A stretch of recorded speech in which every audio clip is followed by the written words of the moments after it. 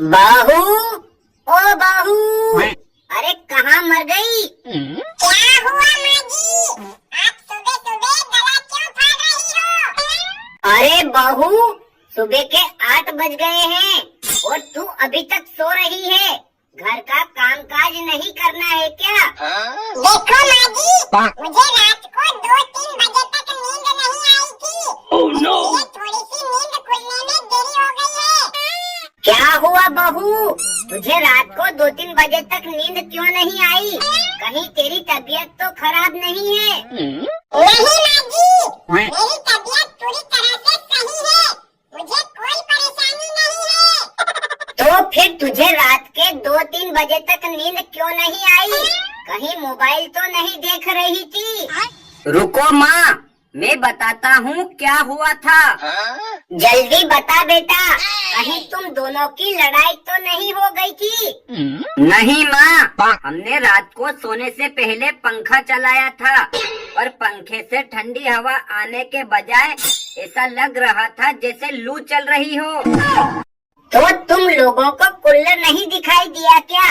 उसे चालू कर लेना चाहिए था। अरे माँ जी, हम लोगों ने कूलर में 2 डिब्बी पानी डालकर उसे भी चालू कर लिया था, फिर भी हवा गर्म आ रही थी।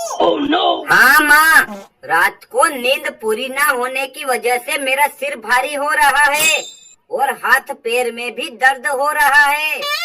तुझे क्या बताऊं बेटा, रात को मैं भी सोने से पहले अपने कमरे की एसी चालू करके सोई थी, फिर भी कमरा ठंडा होने के बजाय गर्मी के मारे तप रहा था। पता नहीं माँ, हर साल के मुकाबले गर्मी इस बार ज्यादा क्यों पड़ रही है? अभी तो बहुत कम, मतलब 45-46 डिग्री पहुँची है। पर यही हाल रहा तो आने वाले 5 से 10 सालों में यही गर्मी 70 से 80 डिग्री पहुँच जाएगी। अरे बहू, हम दोनों माँ बेटे तो पढ़े लिखे नहीं हैं, पर तुम ही बताओ, इस बढ़ती हुई गर्मी को रोकने का कोई उपाय है क्या?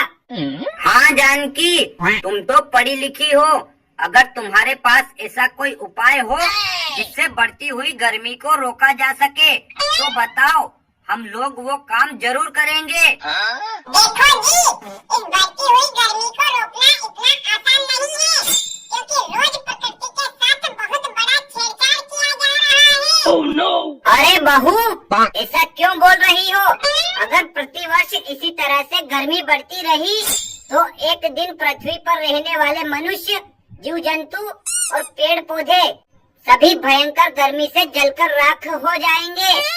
हाँ जानकी, माँ बिल्कुल सही बोल रही है। तुम ही बताओ, ऐसा क्या करें जिससे बढ़ती हुई गर्मी को रोका जा सके? देखो जी, ज्यादा पुरानी नहीं, आज से 10 वर्ष पहले की ही बात बताती हूँ। पहले हमारे गांव शहर के पास बड़े बड़े जंगल हुआ करते थे और बारिश आते ही हर व्यक्ति 5-10 नए पौधे लगाता था।